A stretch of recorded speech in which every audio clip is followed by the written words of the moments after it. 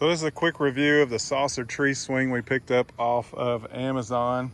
And this is what you get out of the box. Obviously you get the swing, you get this frame that you put together and the hardware. You got a couple of ropes and a couple of what I would call ribbons. I'm gonna put this together and give you a quick review. The first thing you're gonna do is lay out your swing and take your frames, leave the foam on it. Just peel this back and insert one section of your frame. You've got 4 sections. You're gonna insert it all the way around. You're gonna connect the small end. There's like a male end and a female end. You're just gonna connect them, and then you're gonna put a bolt through that. We'll show you that next. So now once you get them connected, you're gonna have this flap back here, and you're gonna make sure your hole's lined up, and then you're gonna take that and close it up, but not all the way, but just enough.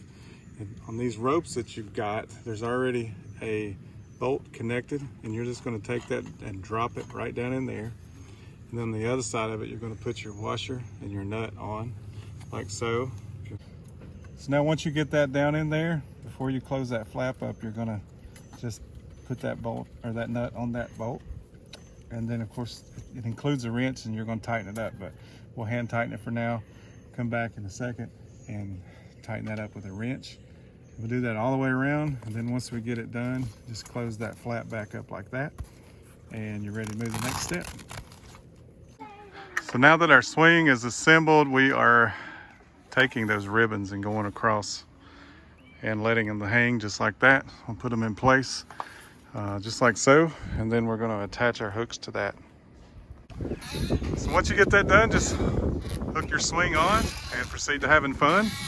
Now, it is making some noise, but all this is brand new, so I'd imagine that's going to stop after a while. And what do the guys say? You guys like it? Yeah. Yep, it's good. All right, so there you go. Hopefully it's helped before you make your purchase.